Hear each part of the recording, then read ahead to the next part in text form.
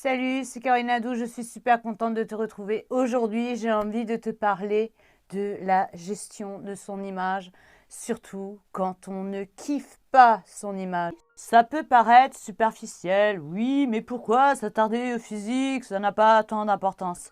Mais à partir du moment où tu dois travailler avec ton image, où tu dois te filmer, prendre des photographies, être en clip, quand tu n'es pas en accord avec ton image, ça devient quelque chose d'assez violent. Vraiment, c'est violent parce que ça nous ramène à tous nos complexes, tout ce qu'on n'aime pas, que ce soit justifié ou non. Je veux dire, il y a peut-être des choses qui vont vraiment te gêner chez toi où les autres ne le remarqueront pas. C'est toujours une question d'acceptation.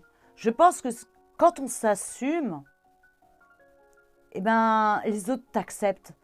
Mais quand il y a un complexe, les autres le remarquent et ça crée une gêne.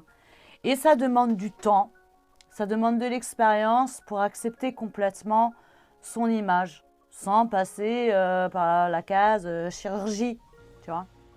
Mais si réellement tu en as besoin, pourquoi pas, ça peut être une solution. Moi, je ne juge pas.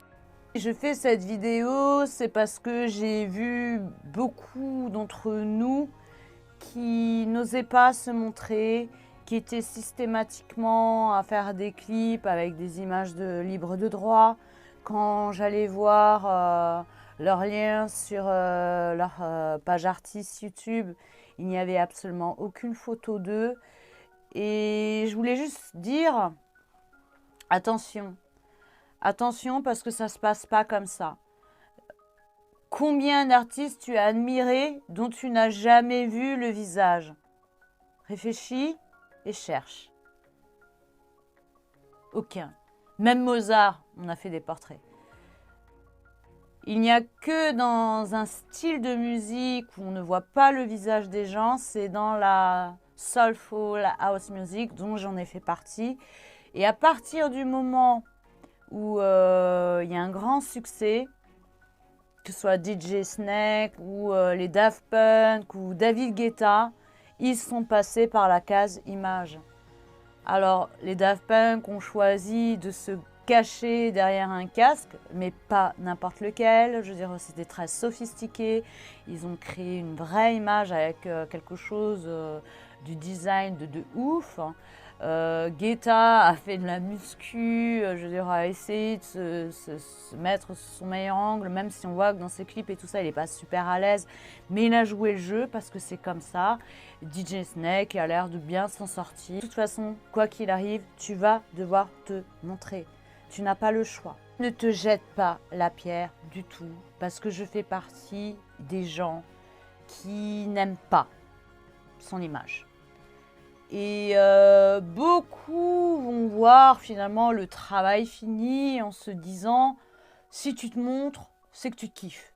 Non, pas du tout. C'est pas parce que tu te montres que tu te kiffes. Des fois, tu te montres juste parce que tu as eu le courage de dépasser tes angoisses, tes peurs, tes complexes.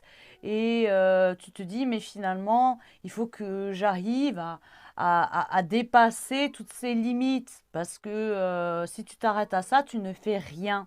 Tu ne fais rien du tout. On n'a pas tous des physiques de Miss Univers ou Brad Pitt. Nous, on est dans la moyenne. Et chacun doit trouver finalement comment il va exploiter son image. Et je considère qu'un artiste doit travailler avec son corps. Enfin, un artiste. Un chanteur, hein, parce que bon, un peintre, c'est pas forcément obligé, quoique Picasso a vachement joué avec son image. Mais voilà, c'est une extension de notre création à travers nos clips, nos photos, comment on va communiquer. Et on ne peut pas demander aux autres d'accepter ce qu'on n'accepte pas nous-mêmes. Et moi, je me suis complètement libérée par rapport à ça. Ce qui ne veut pas dire que j'ai pas des problèmes quand je fais des clips. Je suis très exigeante avec la lumière, ce genre de choses. Voilà. Mais c'est pas parce que j'aime pas, par exemple, un plan ou un truc comme ça que je me dis, bah non, je fais rien.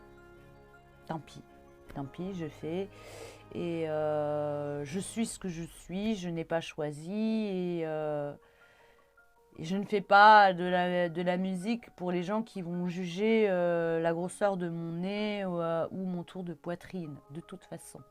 C'est très compliqué de confier son image à quelqu'un qu'on ne connaît pas, même si c'est un professionnel, un photographe qui ne te connaît pas et qui a surtout pas envie ou le temps de te connaître, ne fera pas forcément un meilleur travail que toi-même.